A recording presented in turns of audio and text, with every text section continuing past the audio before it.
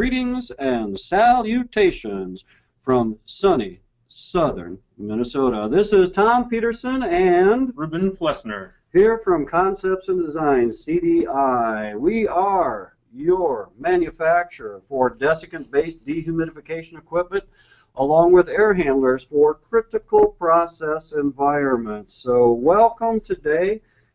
Greetings all around our great nation. Our webinar today is going to be on the Psychrometrics software. It's a tool that you can use to analyze processes. You can use this tool to increase your customer's perception of your value. It should help you do your job. It's going to give you an idea of the total project scope even before you select some equipment. It's a great tool to confirm with your engineer, with your client, what the conditions are and how they should be met. It's also going to summarize all the components of a system and how they work together. Let's get on to our topic today, the psychrometric tool. So what's on your screen right now is what the software will open up and look like to start with. Some very easy basic file management. Upper left-hand corner, we have a new button. We can start a new file, open. We'll take a look at opening a file a little bit later, or closing, save, save as, and so on. So basic file management in the upper left-hand corner. We're going to take a little navigation overview now and do a little look around the screen, if you will. Take a note that whenever you place the mouse anywhere in the center of the screen, look on the left-hand side now. And wherever that wherever that mouse is pointing, on the left-hand side of the screen, we have the conditions: dry bulb, wet bulb, relative humidity, grains, everything that you'd ever want to know. So when you're moving around the screen with the mouse and pointing at things, that'll show up on the left-hand side of the screen. At the top is a toolbar, and you can customize the toolbar. We've put every little tool that we can possibly think of on this toolbar. Let's move on now and do a very simple, let's just show you how you could enter a project from scratch with multiple processes. In the right hand side of our screen we see these two dots with a line and a third dot sticking out there. It says state, point, and processes. This is where we're going to start by adding our first point to the screen. So we're going to add a point. Let's say this is an outside air condition. Notice that the airflow is going to default to 1000. Let's just go ahead and accept that. In the mid right-hand part of the screen is where we need to enter that point, whatever it might be. So we're going to pick a normal outside air condition, in this case 100 degrees. We can drop down a box for the moisture condition. Enter it as wet bulb, relative humidity. We think in grains of moisture all the time here, so we've entered it at grains. So the basic items are there now. We've labeled the point OA, left the airflow at 1000. We've entered the point at 100 degrees and 130 grains, so let's say that's what we want. Now, this is very important with software. Remember, every time we do something, apply, apply, apply, apply. So we've done this now. We need to apply it.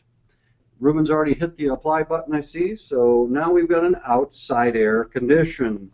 Let's say that we're going to pre-cool that outside air. Let's add another point now, and we're going to label that pre-cool. Because this is a process, we now need to tell it what process we're doing. And so in the process, you can see a drop-down box, and we can find cooling coil. So we're going to define our process as cooling coil. When we define it as a process, it's going to ask us what start point do we want to start with. In this case, we're going to say OA. The current point then is what are we trying to get to. We're going to pick a saturated condition, normal condition for dehumidification, 50 degrees, 53 grains. Again, apply, apply, apply. Notice in the chart in the background now, and Ruben will zoom in on it a little bit here, so you can see that pre-cool from the outside air condition down to the pre-cool condition.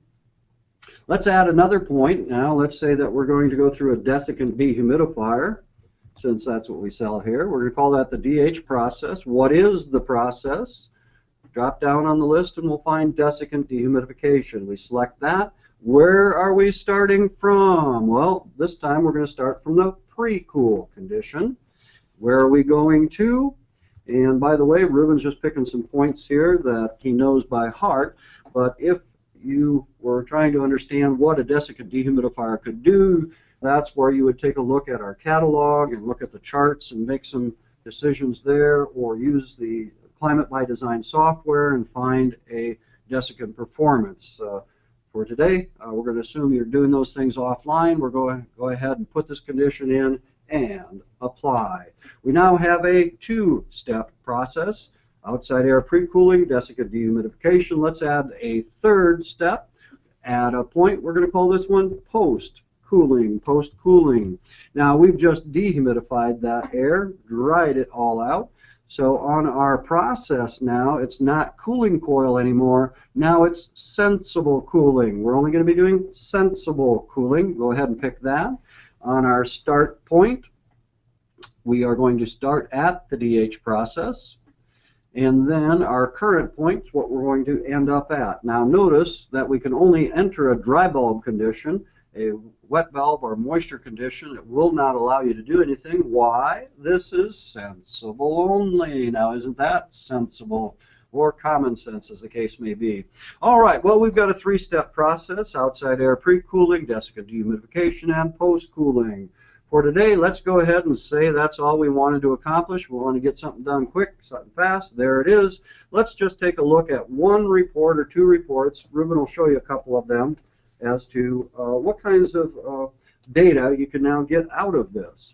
He's going to go ahead and save this one as a PDF. He's going to save it to his desktop, I believe.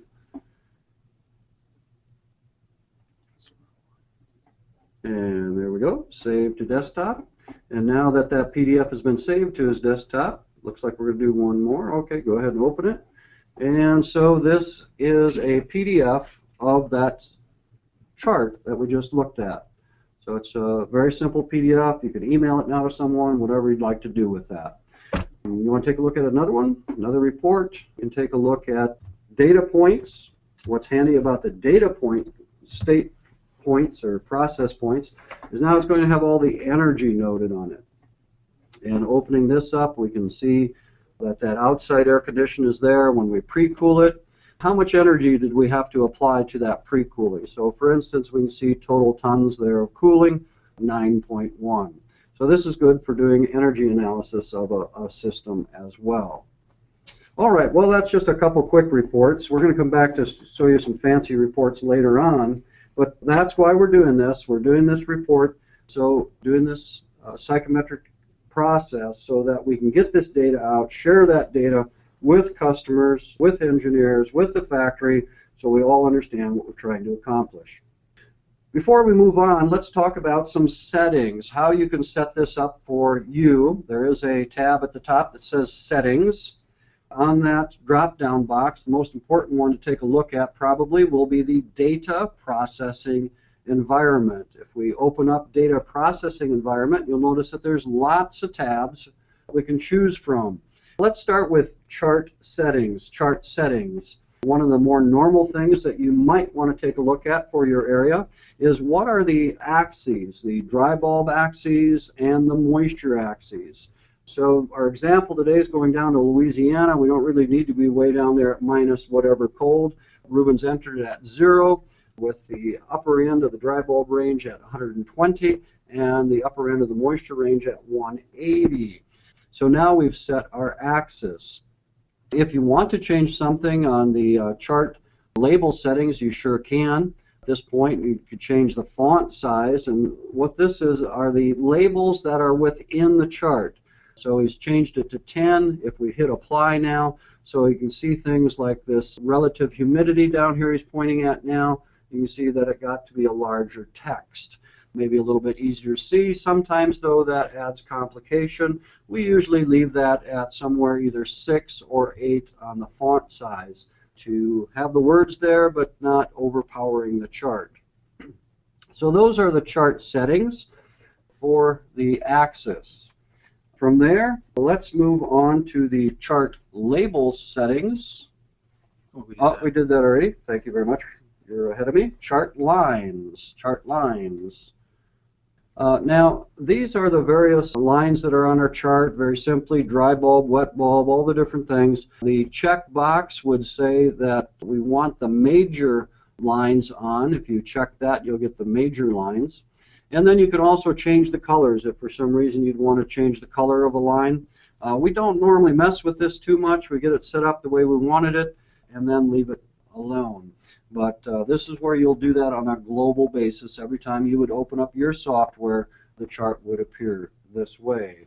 We can move on to the point and process lines. Now, as we entered these processes, notice that they were all red lines. So that's what this default is set to, a red line with a number 4 weight. If you wanted to use a different color globally, this is where you change it. Same thing with the state point.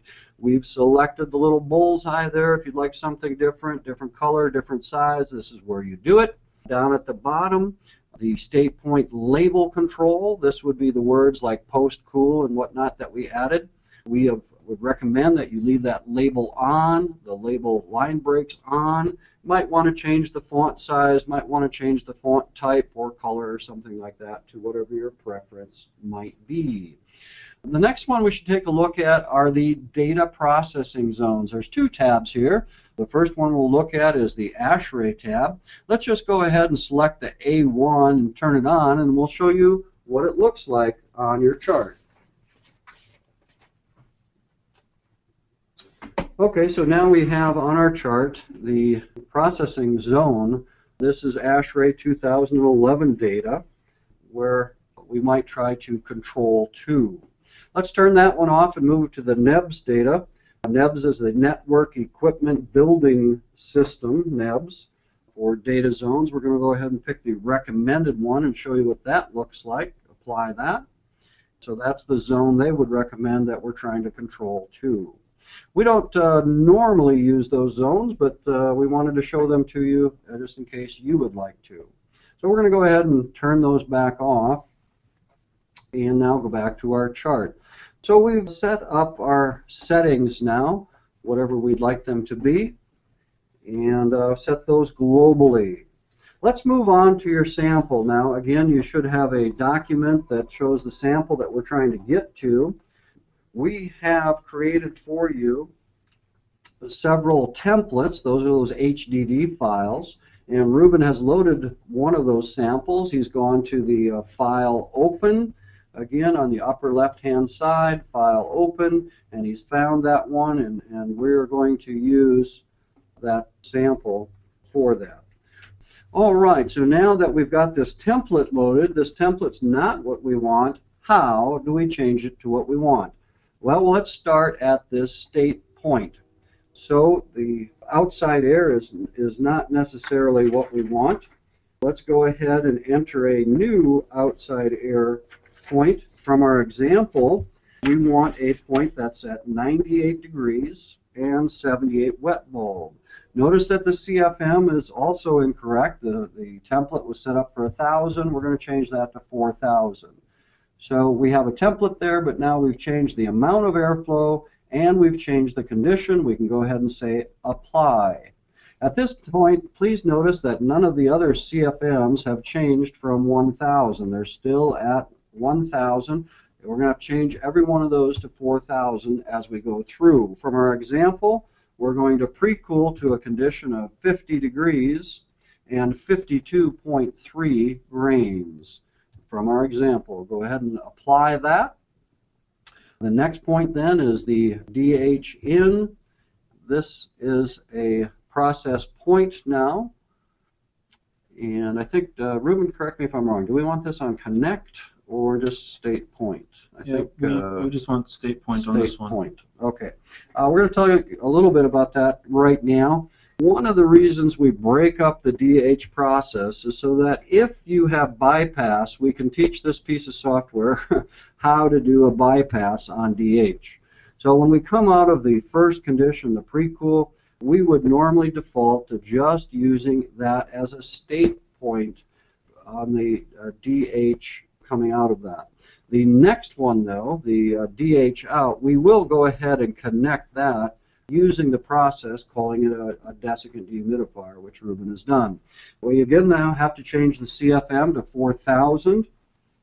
And in our example today, we're coming out of the desiccant dehumidifier at 84.5 degrees and 14.1 grains. 14.1. We've got the data entered. Apply. Remember, apply, apply, apply. Fan heat.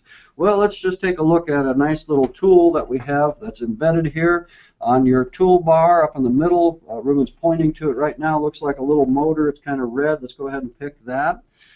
So that pops open a fan heat calculator, part of this software. In our example, we're using 4,000 CFM. It had a brake horsepower of 3.8 at a fan efficiency of 90%, motor efficiency, excuse me, of 90%. And we go ahead and hit the calculate button and see that we should be adding 2.5 degrees for motor heat gain. So let's go ahead and add that now to our psychrometric chart. We're going to go pop back to this, the motor heat gain. Again, it's all 4,000 CFM. You want to change that to 4,000. And the process is already defaulted to sensible heat. That's what we're doing.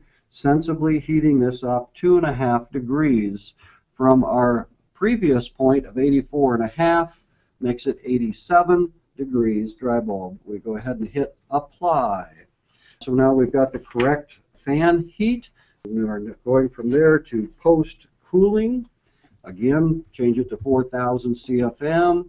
It's set up a sensible process. That's great.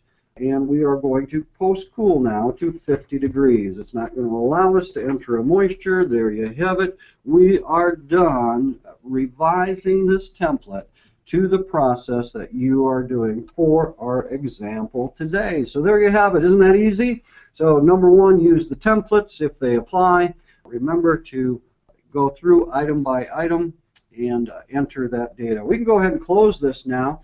Let's take a look at improving your presentation. What are some of the things that you can do with this tool? Well, let's talk about notes for starting.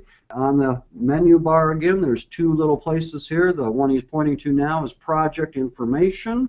We're going to go ahead and enter that. In this case, it's already defaulted to sample problem. We'll go ahead and accept that. Notice on the right-hand upper part of the screen is where the location is. This is in inches. The first box, 3.5 inches, is the x-axis. In other words, from the top left-hand corner over to the right. The second one is how far down it is from the top, 3/4 of an inch. This is 8.5 by 11 paper, so 3.5 by 0.75 inches. We go ahead and apply.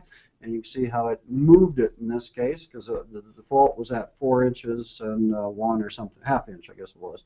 So Ruben's moved the note now for the project information. You might want to add some notes. So we go to the edit note. We want to add a note. And what kind of things might you want to put on? Well, maybe this data is for preliminary use only. This is not your final design. This is just for preliminary use only. So we'll enter that. We need to tell it where to go. And this might be a good note to put down at the bottom. So we're going to tell it 4 inches over on the x-axis, all the way down the bottom of the page at 8 inches. And then hit apply. And now at the bottom of the page, you can see that the note has been applied. So you can add project information and you can add notes. One other handy thing is we have entered all of this in units of measure we're familiar with. If you're going to communicate in metric, there are two little buttons here on it. Now we can just hit the SI and now everything's converted to metric. So maybe you have a project that everything is in metric. You can enter it in metric and then flip it back into IP if you want to know something you're more familiar with possibly. So we can move it back and forth. Very interesting. It's the same data, just moving back units of measure from one to the other.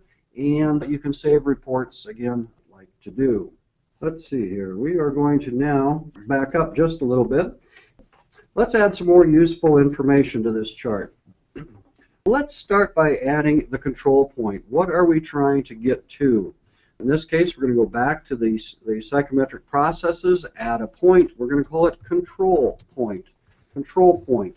In our example today, that control point is 62 degrees and 25 grains. That's what we want this room to be. 62 degrees, 25 grains. We've labeled it control point. We can go ahead and hit apply, and then let's zoom up on that just a little bit now, and you can see that we've added the control point. That's what we're trying to get to. Let's add a sensible to total heat ratio line. There's a couple different ways to do this. We can do that on this icon that he's pulling up right now. You can enter it there, or there's another icon that we can open up for you here. Yes, that's kind of a dot with some lines in the middle of it.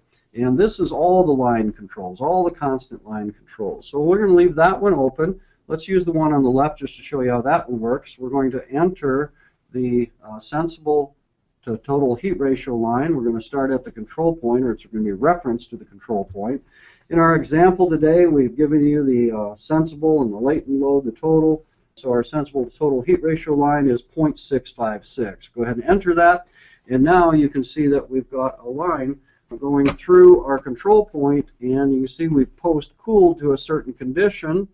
So we can see that we're right on the line. As the room would warm up to the right, as it would add moisture, we're going to end up at that control point for this design day.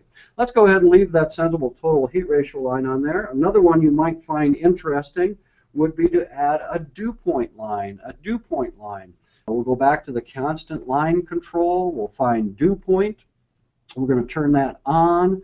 In this case, we're going to enter a dew point that's consistent with our control condition, which is 30.7. We're going to reference that to the control point and accept the line color and line width and go ahead and apply. So now we've added a dew point line. A dew point line.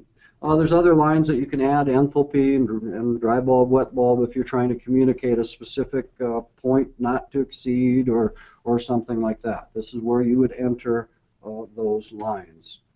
We'll go ahead and leave that on for the moment. It might get a little crowded as we go on, but let's leave it on for now.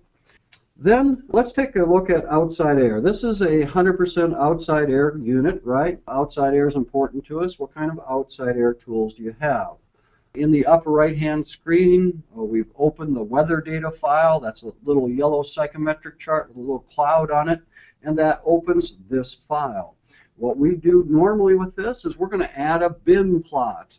We're going to add a bin plot. Our example today is in Louisiana. So we'll find that on a drop-down box list. And Shreveport, Louisiana. We'll go ahead and in the middle hit the bin plot.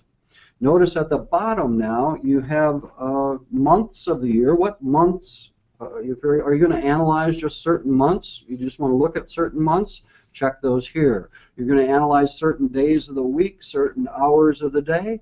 What do you want to analyze for the bin data? In our example, we're saying it's a 24-hour day, 7-day a week, all the time, so we're going to leave them all on. We'll go ahead and hit the apply button. Now that we've hit the apply button, we can see, and we'll zoom up on it for you again just a little bit. There is the bin data. Take a look at our outside air condition. Look at the times that we have more moisture in that outside air condition. All up above there, those are days we're going to have more moisture. A little bit on the right there for the higher dry bulb condition. So from a dry bulb standpoint, maybe that condition is fine. Let's analyze the outside air condition. A couple more tools for you, or one more tool is the ASHRAE weather, climatic weather data. That's the little cloud with the sun behind it there. Turn that on. And now we have the climatic data. We've selected again Louisiana, Shreveport. In this case, we've selected the regional airport, a couple different places there in Shreveport. And so we have the ASHRAE climatic data. On the left-hand side, we'll see that we have a summer cooling, 90, call it 98 degrees dry bulb. And the moisture, we've got the drop-down box looking at grains because we like to think in grains. And way over on the right-hand side of the chart, the dehumidification. Look at that. The dry bulb much lower, 84 degrees roughly, but the moisture much higher, 139 grains, almost 140 grains. We would recommend that if you're trying to communicate about an outside air condition, to apply those. So let's close this and let's go ahead, go back to our state point, and let's add 2 more points. We're going to add one for the 0.4% cooling, and that condition, 0.4% cooling, is 98 degrees and 104 grains. 98, 104. Hit apply, and then let's add another one for the 0.4% dehumidification. 0.4 dehumidification, that condition, cooler at 76 degrees, but the moisture way up at 140. Go ahead and hit apply, and check that baby out. Man, you guys in Louisiana are wet, wet, wet. 0.4%. And so now we have an outside air condition that we were given. I think it was something around 98 degrees and some, what was that? 98 and 114 grains, something like that. 0.4% cooling, not as moist, and then the high moisture condition way up there. So you have to ask yourself the question, what is right? Which one of these? Here's the bin data. Here's all the facts right in front of you. Here's the bin data, the ASHRAE climatic data.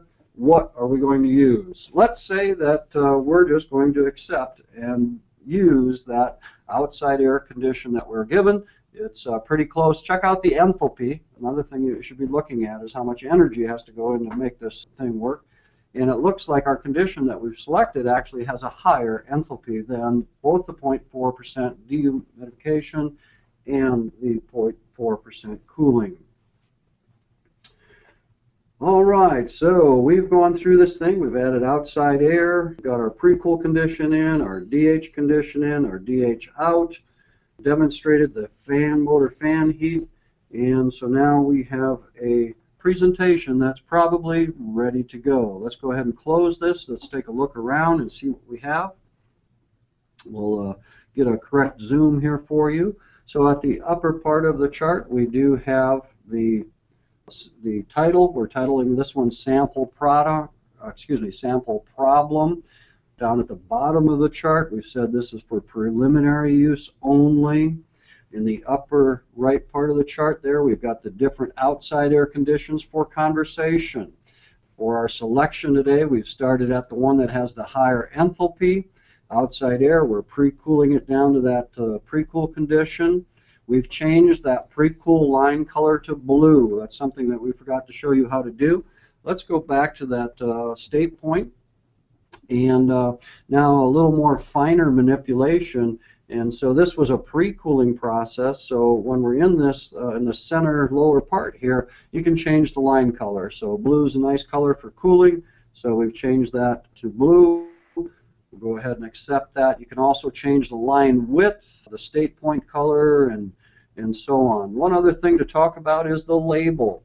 And looking at our chart, we can see that right now the label is kind of up in the upper left, above left position. So if we wanted to change that, let's say it's not quite right location, let's just change it to left and then hit apply. You can see how that moved. Now it's a little bit maybe too close to that other word, so let's move it back again. Looks like it was better before.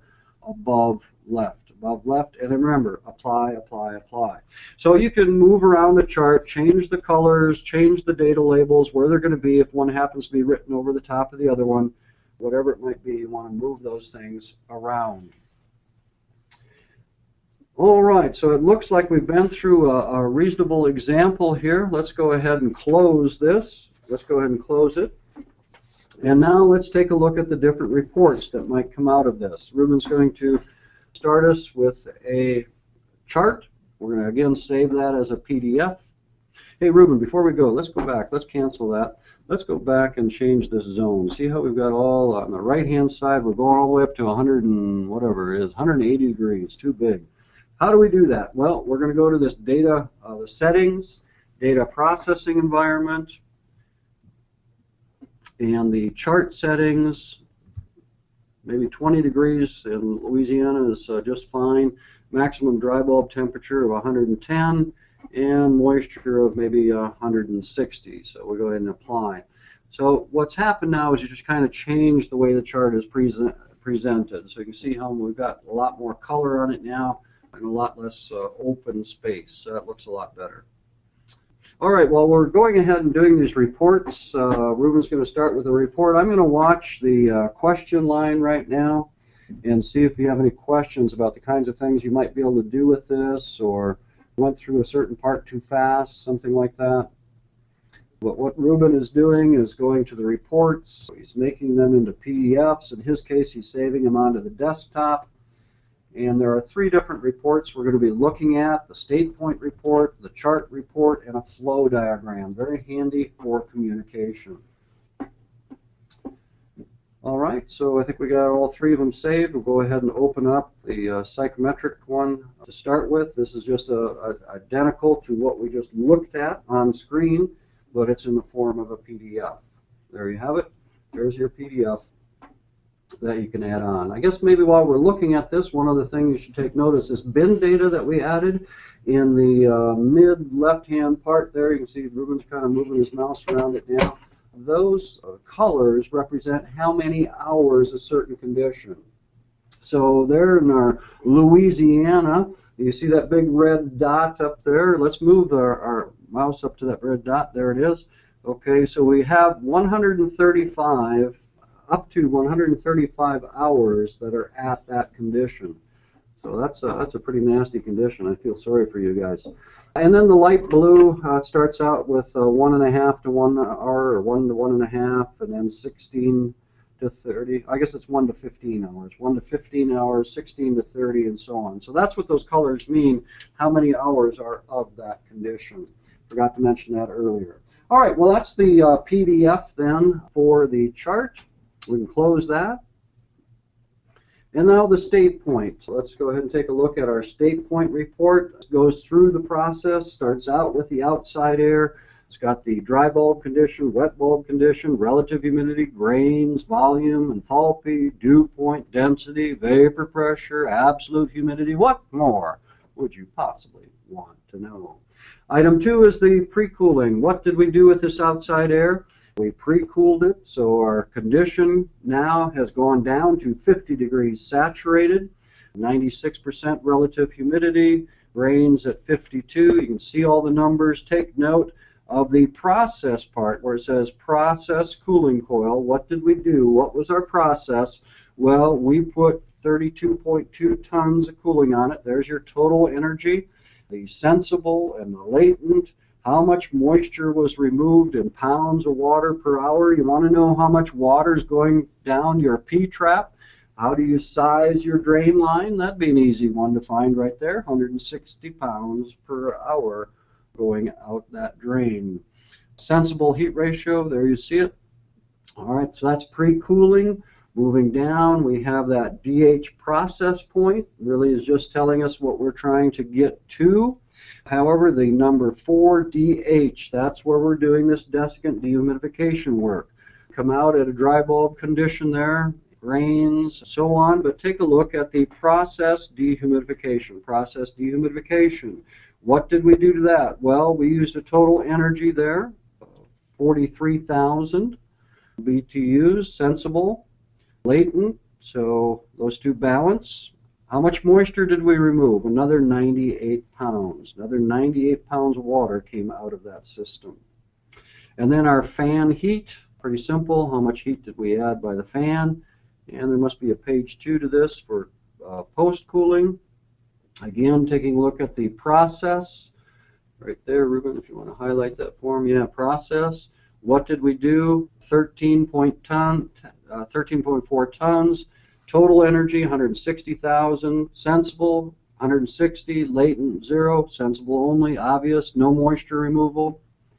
All right, and then all the other points that we added. The control point, the 0.4% cooling, 0.4% dehumidification. So that is a process report. Process report. Any questions on a process report?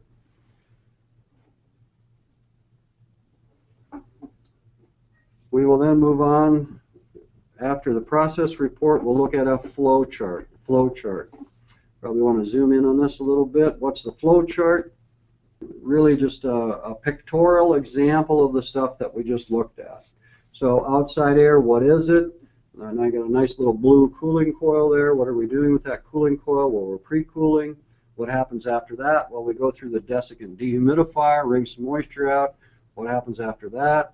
A little bit of sensible heat for the fan. What happens after that? Sensible cooling. So it's a flow chart. How is the air flowing through this system? And what are the different conditions, dry bulb, wet bulb, so on, and the different energy levels. So flow chart might be a very handy way to communicate something. Let's go ahead and close that. And I believe that was all of our output now. Well, there's a question on the deck. There's a question. They would like to look at what the other symbols are. There's all kinds of little parts and pieces to this. So let's just kind of highlight through those. We'll start in the upper left-hand corner. This was the file menu. And what happens with the software is there's a lot of places to find the same stuff. All right, so here's our file. We talked about this: new, open, close, save as, so on and so forth. This loading and exporting a data point. So if we wanted to communicate with another piece of software, this is where we do it, to load in data or export data, if for some reason you want to do that. Open the weather data file. There's another icon up there for this. Saving the charts, looking at them, printing them, setting up your printer, and so on. So normal file kinds of things. Editing, which is basically copying the chart image to a clipboard if you just want to do a fast download or whatever, paste it into an email or something like that. This would be handy to do that. Copy that chart image to that. Analysis, this is what we've been kind of working with. The state points are here again. The different ratio lines, constant line control, air collection calculator. We don't use that very often, but if you had air coming in from different sources, a multitude of places, and you wanted to find out what some blended air condition was, let's say you've got maybe exhaust from 5 different locations, you're going to bring those all together and use them for heat recovery or something. I could see using it for that. So air collection calculator. Coil airflow, leaving air temperature calculator. We don't, again, use that very much. We go to the coil software to do that normally. But you can kind of play around with that. Open weather data we talked about. So that's analysis going across the top. Notes, we showed you that in icon, but this is a notes area. The various tools that are on here. The climatic chart. This one is very handy. This little calculator, that's what it's supposed to be. Let's go ahead and turn that on. Use this quite often. Why? Because a lot of times someone will tell us that they want the room dry. Well, just exactly how dry do you want that room? Well, normally that gets expressed back to us in relative humidity. So let's say in this case, they wanted the room to be held at, say, 70 degrees and a relative humidity of, say, 30%. So anytime you enter any 2 points, you get all the rest. In this case, 70 degrees, 30% relative humidity. What is it we want to know? Most of the times it's grains. So this can be a handy little thing to keep there. It's also a handy little calculator to move back and forth for metric. If you have an elevation, let's say you're in Colorado and you want to, put 5,000 feet in there, how does that affect the grains of moisture? As you go up in altitude, you're going to have more grains of moisture, pound of dry air, because the cubic footsies get bigger, so on. So that's a very handy one. That one we do use quite frequently. It's called the calculator. So it's under the tools, calculator, but it's also on our menu because we've chosen it to be on the menu. It looks like a little calculator. There's some new tools on version 7 that, quite honestly, we haven't played with yet, so we're going to have to do that. We'll let you experiment with that just as we do, but these are the new tools that just came out on version 7. Viewing, zoom in, out, zoom in, zoom out, window, zoom all. If you want to zoom around, it's pretty easy to navigate. You can just zoom. Language, there if you for some reason want something besides English. Settings, we took a look at already. You can set how you want your mouse, so on and so forth. There's a lot of settings you can play with there. If you don't like it, you can sure set those. user programs. Again, this would have to do if we've automated this, tied it into some other piece of software or something. That's where that's done. Register now. So if for some reason you're on an unregistered list, if you haven't registered your software and it's going to expire in a couple of weeks, this is where you register now. So those are the drop-down menus. So every one of those things we looked in the drop-down menus are also here. And I'll turn on my little highlighter to help you. But everything that was in the menus, drop-down menus up at the top, same set of stuff. It's just in these nice little icons here. So nice to have them both ways, whichever one is going to be your preference. So looking around the screen on the left-hand side, if you had a point noted, it would tell us that. I'll go ahead and turn my coloring off, turn my noise on. So now I'm going to point at that red spot. Red spot you see has a dry bulb condition of 74 degrees and grains of 118. So what was it, 121 to 135 hours a year? You in Shreveport are at that condition. All right, well, I think we're going to call it a webinar. Thank you for joining us today.